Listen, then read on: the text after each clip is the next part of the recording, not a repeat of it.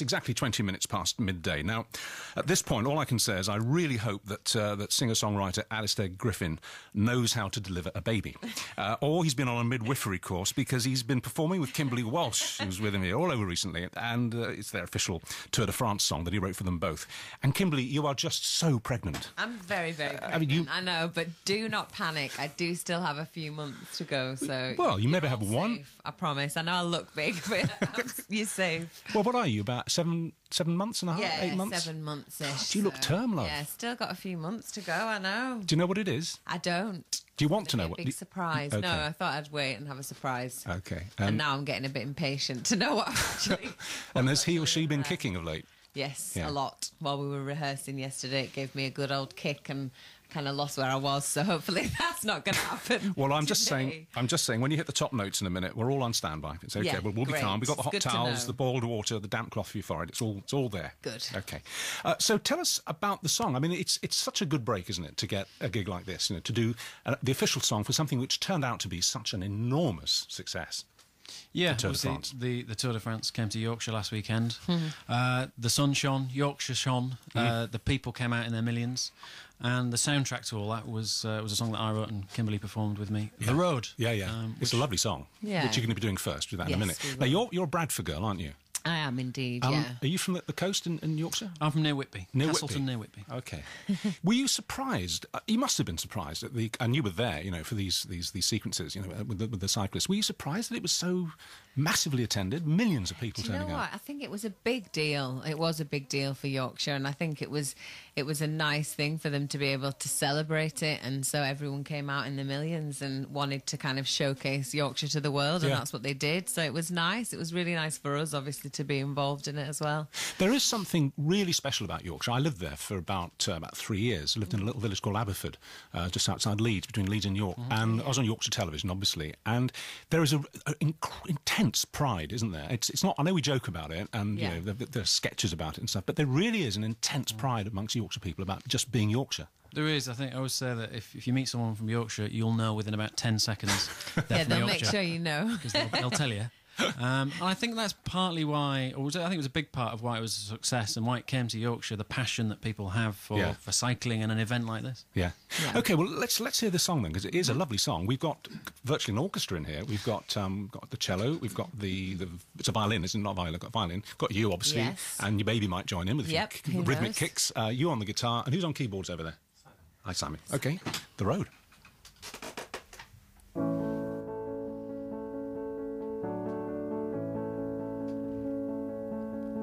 Feel your heart, a beating drum. You face the fight and see the light. Your time has come.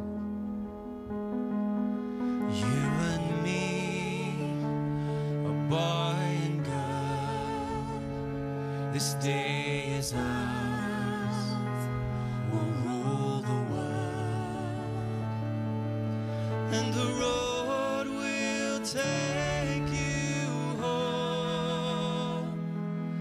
'Cause forever you may go,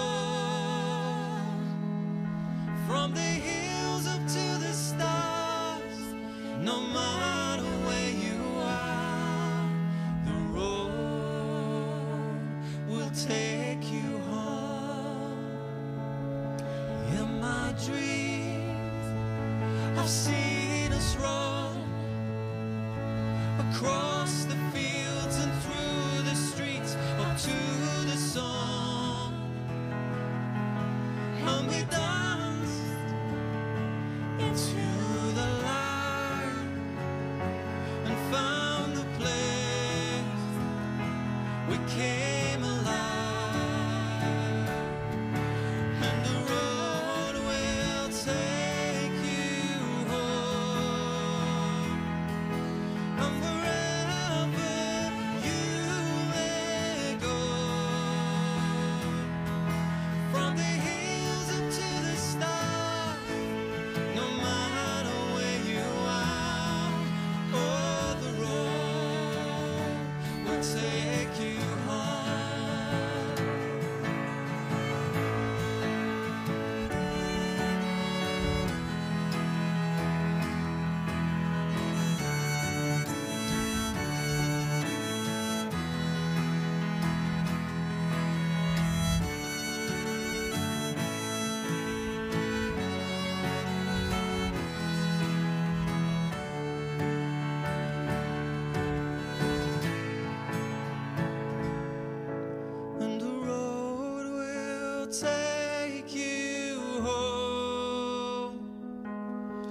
us wherever you let go.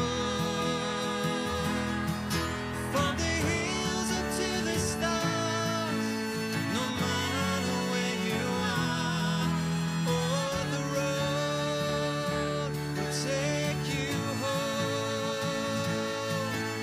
The road will take you home. That was a bit terrific. That was great. Really nice performance. Thanks, guys. As we get with all our performances, so many tweets and messages saying how much people are looking forward to it. This is one from Sylvia Beaumont, and she says, sunny Scotland, which is an improvement on the weather down here today. Hi, Rich, looking forward to hearing the lovely Alistair Griffin and Kimberly Walsh on your programme, especially as they're going to be singing. Alistair is brilliant at the songwriting for sporting themes on TV. You do quite a lot of that, don't you? Which ones have you done? A big one last year was when Andy Murray won Wimbledon. A song called "What If" was played. That's right, song, yeah. which became sort of a hit via Twitter and things like that. Yeah. Formula One, Just Drive, Sky's theme music. Yeah, was of nice. course. I've had quite a few. FA Cup final. You've taken that niche. No one's getting anywhere close. Let's hope so. If you were Brazilian, what might be the title of don't a song you'd there. write for them? It would definitely be a sad ballad, I think. Did you see the game? Oh, Did you see? I even saw that game. Yeah. That was the one game I actually watched. I was like, what is going on? It was I incredible, actually wasn't it? couldn't bear it. I was putting my hands in front of I my nearly eyes. switched off at half time. It was so painful, It was wasn't painful. it? Yeah. It was very painful. My son was watching it in France and we were tweeting each other, and at one point either he or I said, this is like watching, say, Chelsea or Arsenal playing a team of dads at the local school, you know, and just with no mercy. It was And incredible. it just kept getting worse and worse, and you just imagine what they all felt like. And then they lost again yesterday. Yeah. 2-0. When Alan Hansen says "woeful" 3 times, you know it's bad. Woeful. Woeful.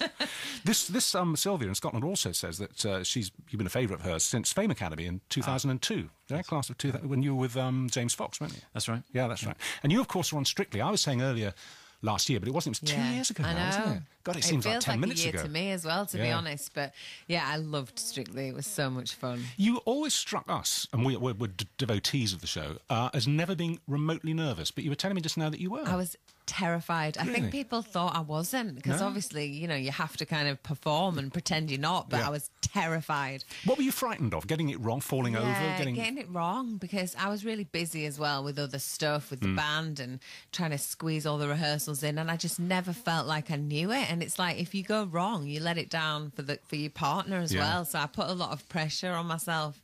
I did start to enjoy it more as it went along, as you could probably see when I started to do better, was because I was relaxing a little bit more, but it was quite scary. You looked absolutely fabulous, I have to say, in that series. You thank looked amazing. You really did. I think You I need another Strictly to get back in shape after this birth, actually. Look, you're totally off the hook. You're 7-8 months pregnant. Yes, It's I've got a few fine. months' grace. Yeah.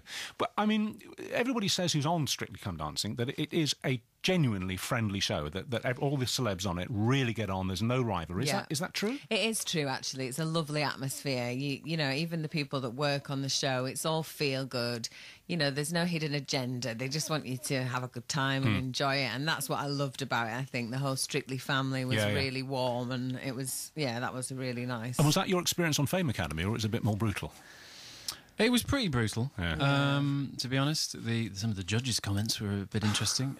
It is. What was your worst comment? Can you remember, or is it you blanked it? I only like to focus on the positive ones. But like Kimberly, it was a bit of a shock to the system. Yeah. You know, suddenly having cameras pointed at you. Yeah. There's a lot of people watching, and I remember about halfway through, I was petrified. Yeah. And one of the judges, Richard Park, said,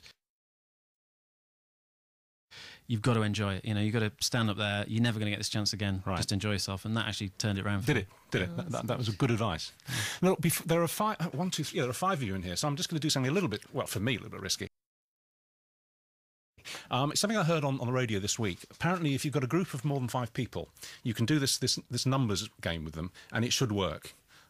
Fingers crossed. Here we go. I want all 5 of you, please, to think of any number you like between 0 and 50. And I'm getting the vibe that quite a few of you have picked 37. Hands up if you picked 37. 1 out of 5. That's One not out bad, of 5. Though. That's not bad. No, that's 1 out of terrible. 5. No, that's just random. I feel like that mad professor in Back to the Future when he says, "You know what this means? It means this thing doesn't work." I think that's pretty good. 1 out of 5. Okay. I'll do one more then, right? And everybody at home can do this now because this is 100% guaranteed to work, okay? Keep it simple. You could think of any number you liked. It would work whatever number you thought of, but just for your mental arithmetic, keep it nice and simple, a simple, even number. Think of a number and remember it because you're going to need it. Everybody at home too, think of a number. Double it, times 2. Add, and it could be any number. We're on radio 2, so add 2. Halve it, divide the whole thing by 2. Okay. Take away that first secret number that you thought of. Yeah. And about 4 million people listening, and all 5 of you in the studio, are left with 1. Yes, Yes. worked. There you go, that worked. We're back in the game. Nice one. Great Scott. Yes, great Scott, Marty. Yes. All right, good. Well, on that completely immaterial note, we return to the music. What are you going to sing now? It's If I Should Fall Behind, Oh, lovely. which is by Bruce Springsteen. Yeah, fantastic song to do. Okay.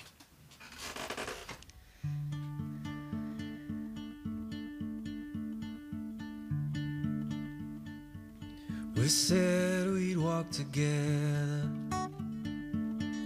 baby, come what may. That come the twilight, should we lose our way? If as we were walking, your hand should slip free, I'll wait for you. If I should fall behind, wait for me. And we swore that we'd travel, darling, side by side. And we'd help each other, we'd stay in stride. But each lover's steps fall so differently. But I'll wait for you. If I should fall behind, wait for me. Now everyone dreams of a love lasting and true, but you and I know what this world can do. So let's make our steps clear, that the other may see. And I'll wait for you. If I should fall behind, wait for me. There's a beautiful river in the valley ahead. There beneath the oaks bough, we soon will be wed. Should we lose each other in the shadow of the evening trees, I'll wait for you. If I should fall behind, wait for me.